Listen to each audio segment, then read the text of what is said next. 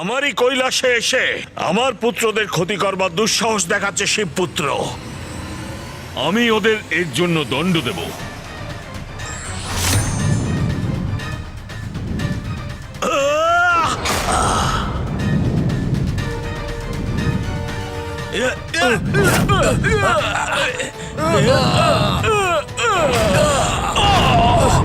গণেশ,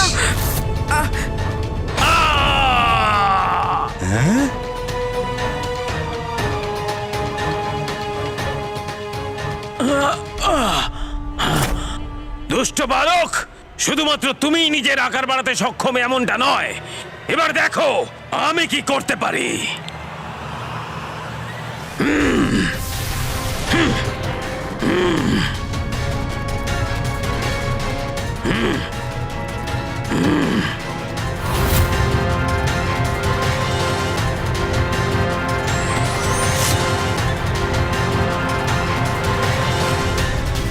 ডাঙ্গুলি বানিয়েছিলে না ওকে? এবার দেখো এই ডাঙ্গুলির সামর্থ্য কত। এবার আমার পুত্রদের হাত থেকে নিজেকে রক্ষা করতে পারবে না এই দুষ্ট শিবপুত্র।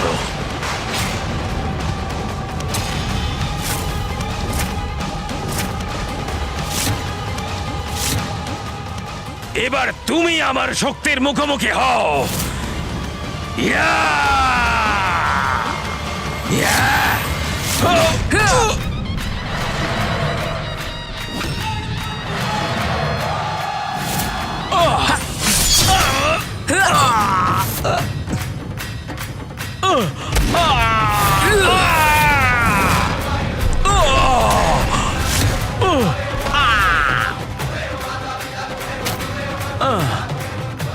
রাধাশ্রী, এটা ছিল আমার প্রতিস্পর্ধা। এই দুষ্টকে আমার মায়াবী শক্তির দ্বারাই পরাস্ত করতে হবে দেখছি।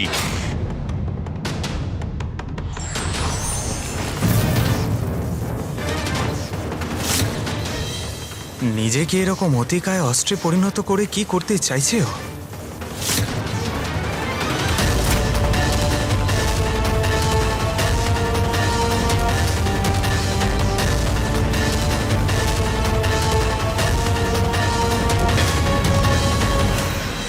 এসো এসো এসো আর করো প্রহার।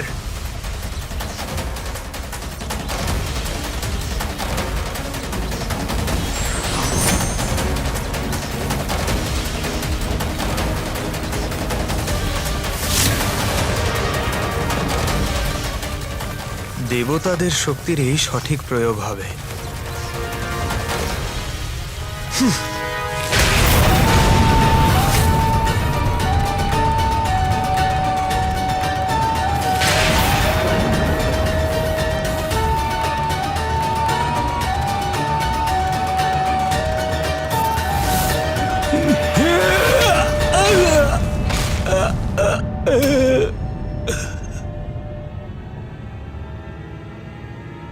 এই বিস্ফোরণ, আমার পুত্র কার্তিক আর গণেশ সুরক্ষিত আছে তো?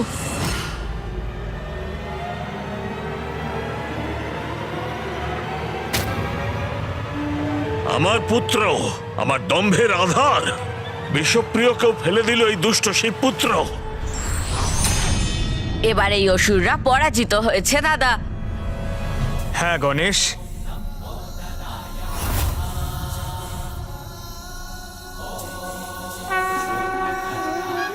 বাকি অসুরদেরকেও কৈলাস থেকে দূরে নিয়ে যেতে হবে।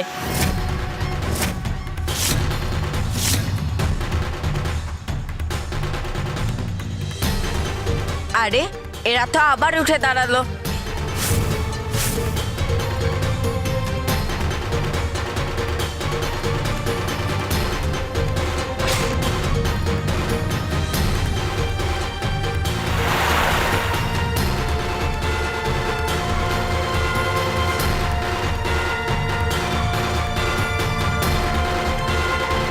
আচ্ছা, এই কৈলাস চাই তোমাদের না? এই জন্যই তো যুদ্ধ করছো। যদি এই কৈলাসেরই অস্তিত্ব না থাকে তো তখন কি করবে তোমরা? ভ্রাতাশ্রী,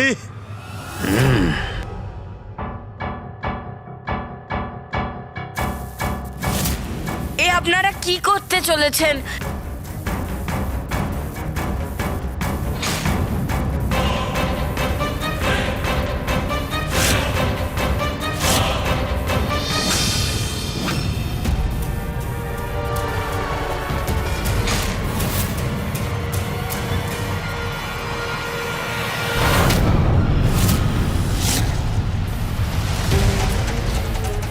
এটা কি করলে পুত্র?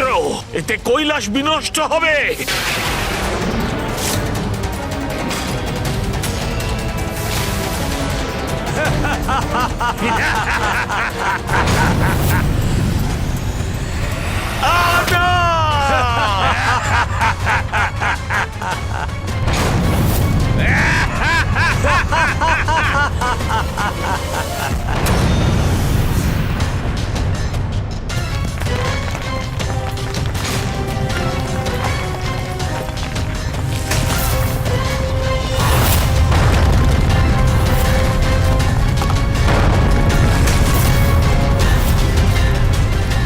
না, এটা অনুচিত।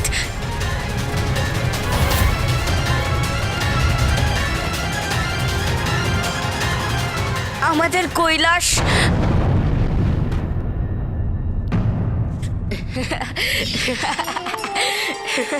কে ওখানে? আচ্ছা, তাহলে খেলার মধ্যে দিয়ে আমার সাথে ছলনা করছো।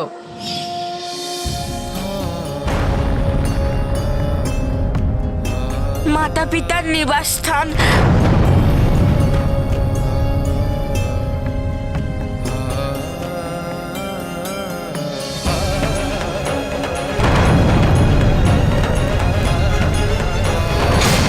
আমাদের প্রাসাদ।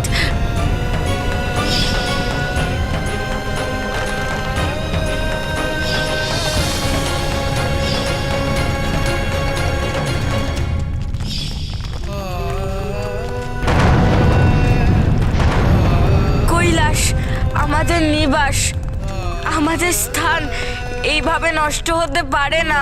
এর মন অন্যদিকে আছে। ভ্রাতা বিষপ্রিয়, হ্যাঁ ভ্রাতা সুন্দর প্রিয়, এটাই উচিত সময় ওদের আক্রমণ করার। দাদা, এ কি হয়ে গেল? আক্রমণ!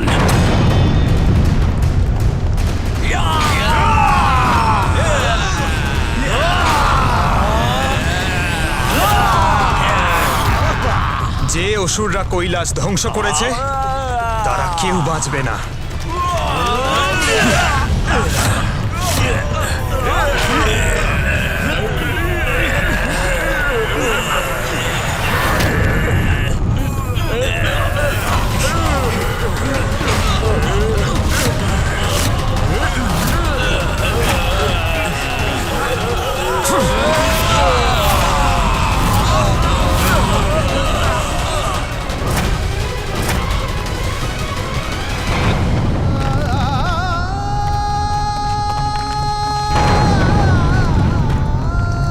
কি দেখছি আমি? আমার চোখের সামনে কৈলাস, পিতাশ্রী মহাদেবের স্থান, মা মহাশক্তির স্থান, আমার আর কার্তিক দাদার নিবাস, আর ব্রহ্মাণ্ডের সমস্ত শক্তির কেন্দ্রস্থল ধ্বংস হয়ে যাচ্ছে।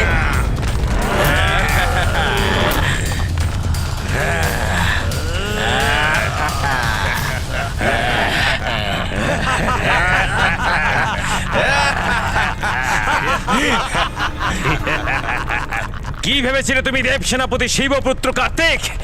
তুমি আর তোমার গজমুখ ভ্রাতা মিলে দম্ভাসুরের পুত্রদের বিনাশ করতে পারবে?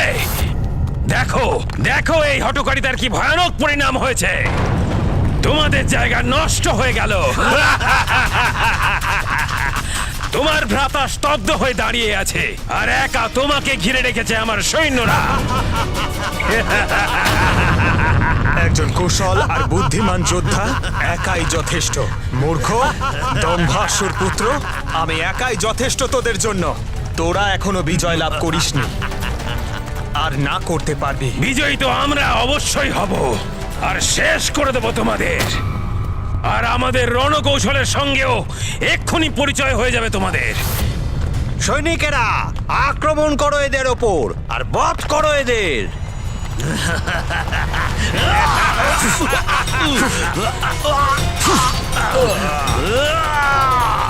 ঠিক আছে, তোদের যত সৈন্য আমার ওপর আঘাত হানবে আমি তাদের সকলের সংহার করব।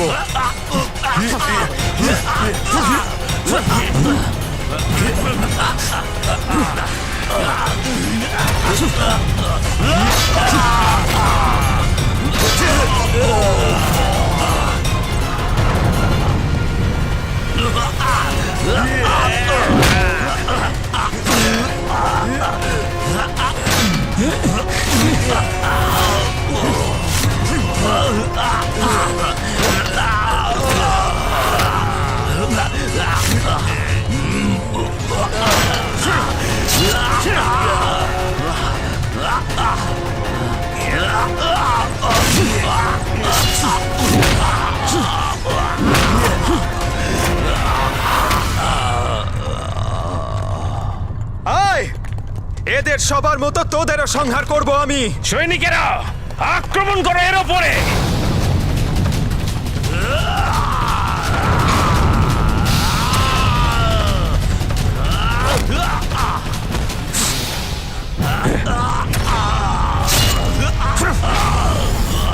ভ্রাতা, এ তো একাই আমাদের সমস্ত সৈন্যদের সংহার করে ফেলছে।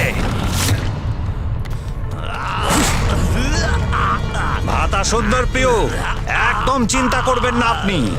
কখনো তো নিশ্চয়ই ক্লান্ত হবে এরা, আর সময় এলেই এদের ধ্বংস করে দেব আমরা। সৈনিকেরা, তোমরা নিরন্তর এদের উপর আক্রমণ করতে থাকো আর অবসর পেলেই বধ করে দাও।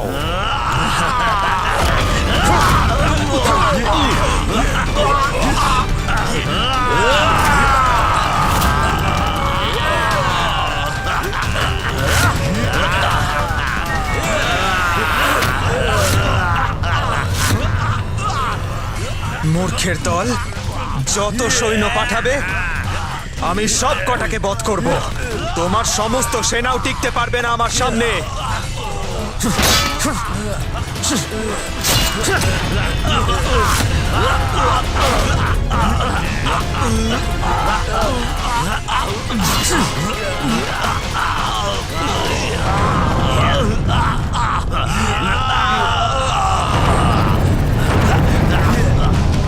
ছোট ভাই মানসিক আঘাতে সমাপ্ত হয়ে যাবে, আর বড় ভাইকে আমাদের অসুর সৈনিকেরা সমাপ্ত করে দেবে।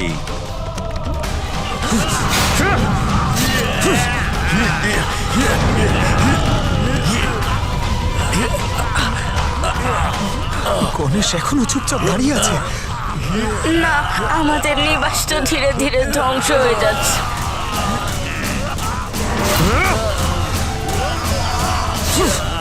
গণেশ, সামলাও নিজেকে।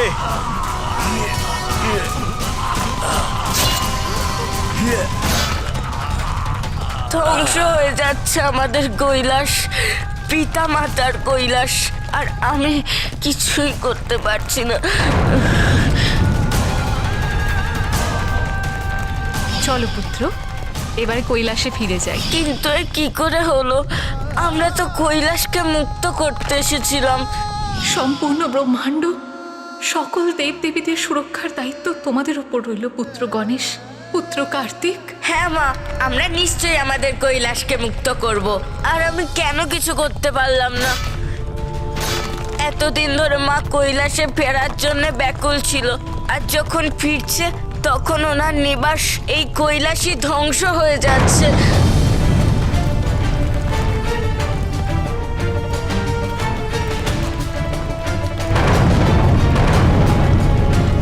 পুত্র, এবার দেবতা এবং কৈলাসের সুরক্ষার দায়িত্ব তোমাদের। মা, মা, পুত্র, আমার পুত্র আমাকে ডাকছে।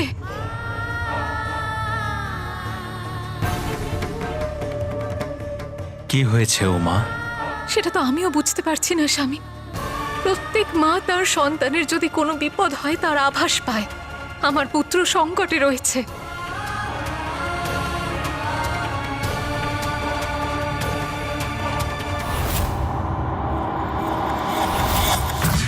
মা, তোমার কথা আমি রাখতে পারলাম না।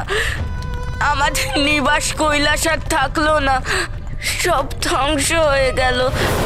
তোমাকে, দাদাকে, পিতাকে, সবাইকে নিরাশ করেছি আমি সকলের দোষী মা। আমি অসফল হয়েছি। এমনটা কেন বলছে গণেশ? ও সফল হতে পারেনি? ও অসফল কি করে হতে পারে? কি হয়েছে?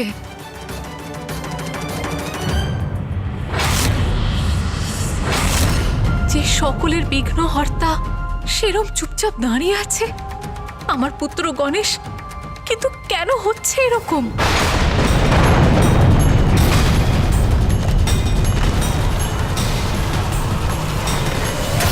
কৈলাস ধ্বংস হয়ে যাচ্ছে।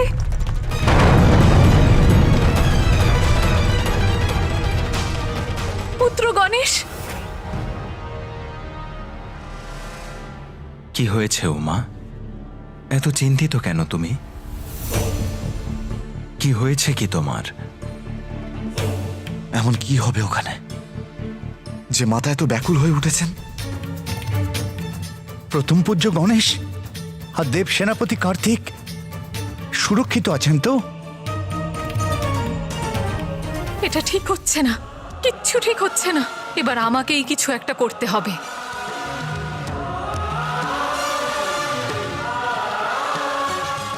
আদিশক্তি, জগৎজননী তুমি উমা। তোমার সম্মুখে কোনো সংকটের অস্তিত্বই বা কতটুকু? এবার সংসারের আমার আরেক অবতারের প্রয়োজন।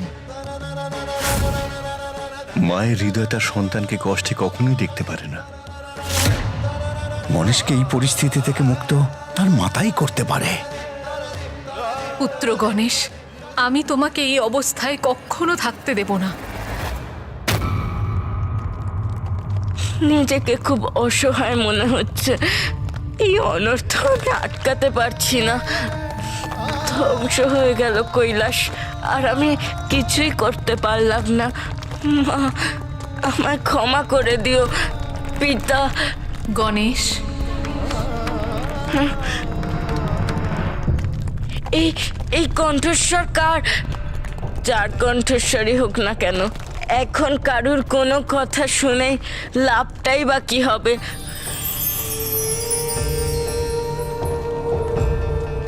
এই দৈব জ্যোতি কিসের?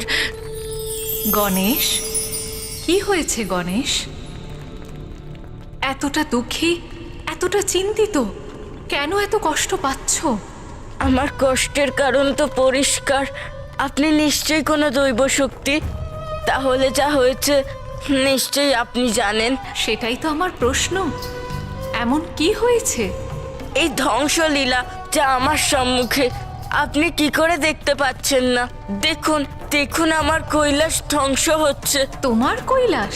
হ্যাঁ, আমার কৈলাস, আমার সম্পূর্ণ পরিবারের নিবাস ধ্বংস হয়ে যাচ্ছে। এই সত্য কি করে অস্বীকার করব? যা তুমি সত্য মনে করছো তা তো বিনাশ নয়। যার কোনো অস্তিত্বই নেই তা নষ্ট হচ্ছে বলে তুমি কষ্ট পাচ্ছ। আর পুত্র, সেটা হারানোর দুঃখ কোথায় যার কোনো অস্তিত্বই নেই? কৈলাস কোথায়? এর অস্তিত্ব নেই অর্থাৎ? অর্থাৎ যা আছে, যা দেখা যায়, যা প্রত্যেক জীব অনুভব করে, এই সম্পূর্ণ সৃষ্টি, এই প্রত্যেক সাংসারিক ক্রিয়াকলাপ সবই মায়া। তাহলে এই মায়াবী সংসারে কোনো বস্তু বা স্থানের মোহ থেকে কি লাভ? যা আছে তা নেই, কারণ তা মায়া। এর অর্থ কি? আমি কিছুই বুঝতে পারছি না। আপনি কি বলছেন? তুমি মোহ আর মায়ায় এতটাই আবৃত যে আমাকেও চিনতে পারছো না তুমি। যা হচ্ছে সেগুলো ভুলে গিয়ে আমার প্রকাশের ওপর তুমি ধ্যান কেন্দ্রিত করো, তাহলে তুমি আমায় নিশ্চয়ই দেখতে পারবে।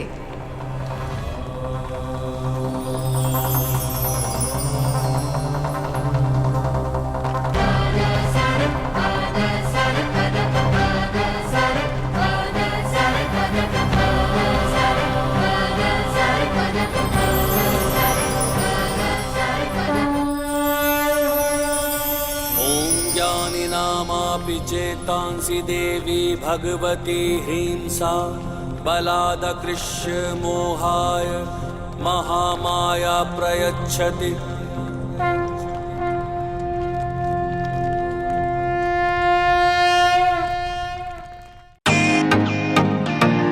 Welcome to Beaton world. How may I assist you?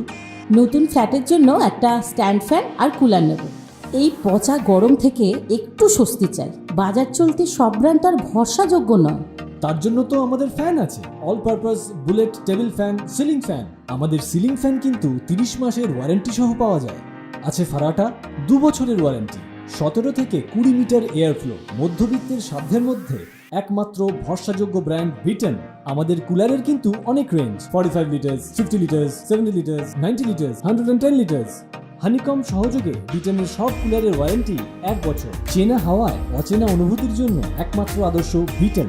গরমে স্বস্তি পেতে বিটেনের ফ্যান হোক বা কুলার, আজই আনুন বাড়িতে। Beaten, digitally yours.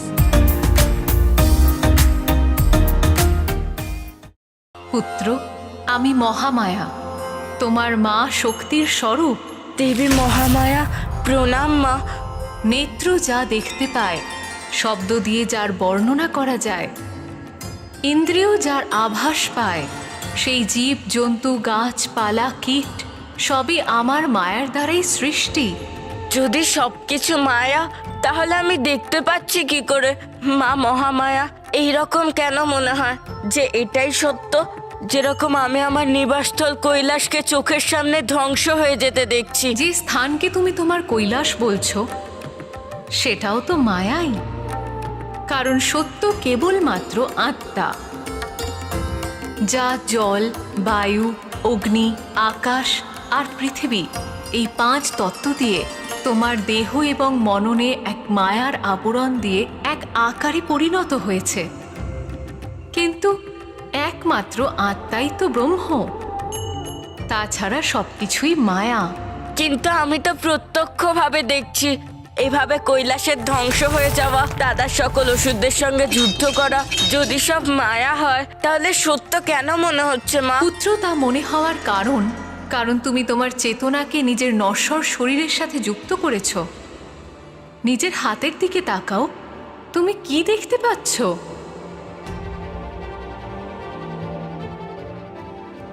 আমার আঙুল, আমার হাত।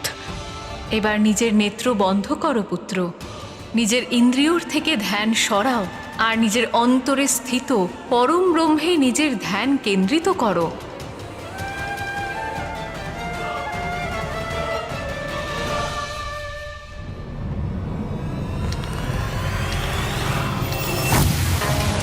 আমাদের নিবাস তো খণ্ডিত হচ্ছে, ধ্বংস হয়ে যাচ্ছে আমাদের নিবাস। মা, মা। পুত্র গণেশ,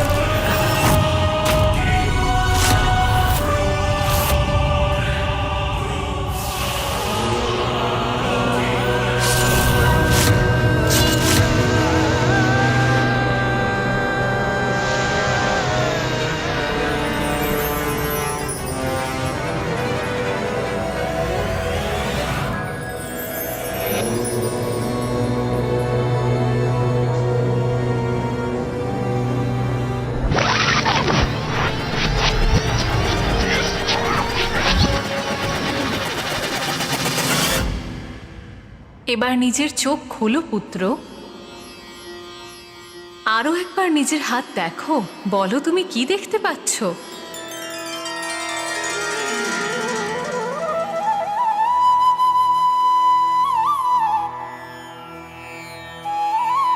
প্রকাশ, দিব্য প্রকাশ। একদম ঠিক বলেছ পুত্র, তুমি যা কিছু দেখতে পাচ্ছ সবই চরাচর জীব আর চেতনা, যা এই সংসারে রয়েছে। এই প্রকাশেরই স্বরূপতা। যার আমার মায়ার শক্তি দিয়ে আকার প্রাপ্তি ঘটেছে।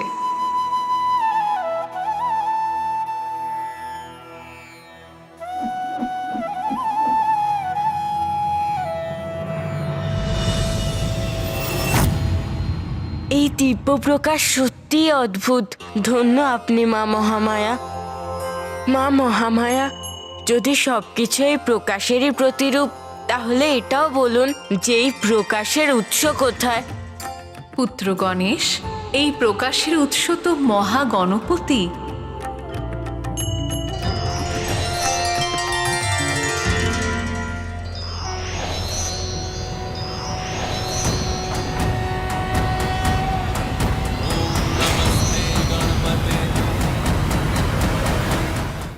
মহাগণপতিকে জানাই অসংখ্য প্রণাম।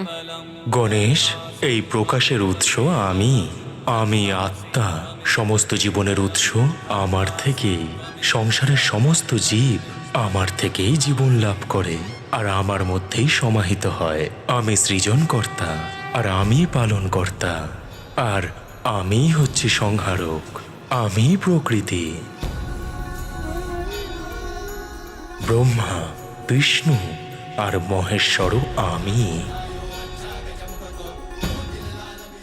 ইন্দ্র, আমি অগ্নি, আমি সূর্য আর চন্দ্র, বরুণ, যম আর বাসকীয় আমি, বৈকুণ্ঠ, স্বর্গলোক, ব্রহ্মলোক, সবকিছুই আমি জলের মাধুর্য, অগ্নির উষ্ণতা, সূর্য, চন্দ্র আর নক্ষত্রের প্রকাশ, পঞ্চভূত আমি, সমগ্র দেবতা আমি।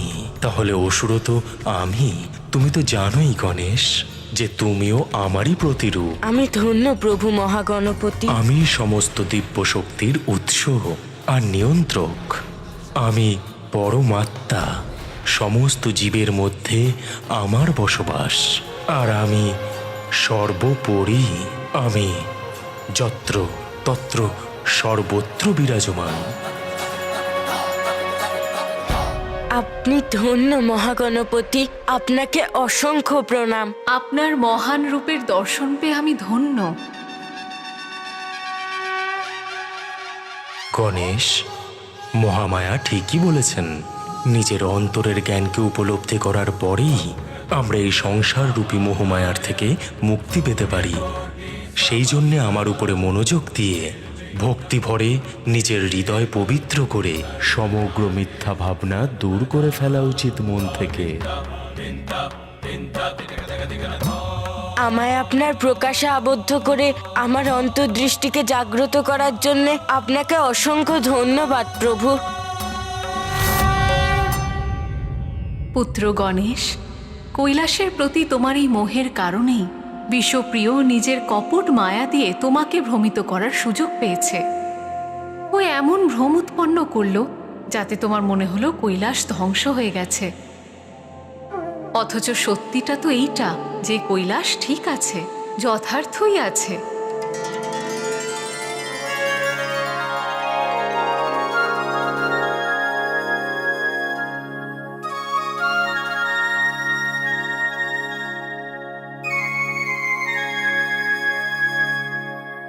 হ্যাঁ মা, আপনি ঠিক বলেছেন। কৈলাস তো সেরকমই আছে যেরকম আগে ছিল। আমি বিভ্রান্ত হয়েছিলাম। আমার মোহই ছিল বিভ্রান্তের কারণ, যার সুযোগ নিয়েছিল ওই বিশ্বপ্রিয়। কিন্তু আমি এখন মায়ার প্রভাব থেকে মুক্ত। হ্যাঁ পুত্র গণেশ, মহাদেব আর দেবী পার্বতীর স্থান কৈলাস কখনো কিভাবে ধ্বংস হতে পারে? তা তো প্রলয়ের সময়ও যথার্থই থাকবে। কিন্তু অসুর তো ভবিষ্যতেও মায়ারই প্রয়োগ করবে। এবার মায়া মোহ থেকে মুক্ত হয় আমি কখনোই বিভ্রান্তিতে পড়ব না। পুত্র গণেশ, আমি তোমাকে বরদান দিচ্ছি, যেখানে তোমার নামের স্মরণ করা হবে সেখানে মোহ মায়ার ভ্রম কখনোই নিজেদের মনস্কামনা পূরণ করতে পারবে না।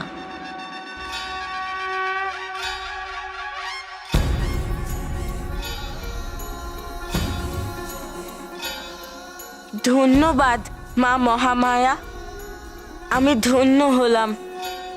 হ্যাঁ পুত্র, এবার তোমায় তোমার কার্য পূর্ণ করতে হবে, নিজের অগ্রজকে সহায়তা করতে হবে। নিজের মাতা এবং পিতাকে দেওয়া প্রতিশ্রুতি পূরণ করতে হবে। কৈলাসকে মুক্ত করাতে হবে। হ্যাঁ মা, আমি আমার কর্তব্য নিশ্চয়ই পালন করব মা। কল্যাণ হোক পুত্র।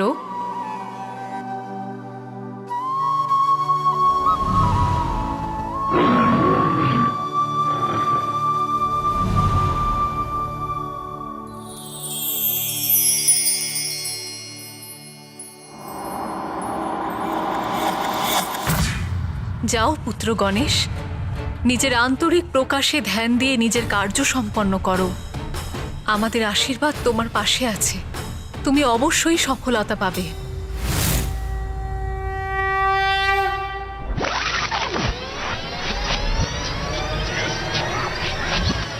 এবার এই ওষুধদের বিনাশের সময় সম্মুখে।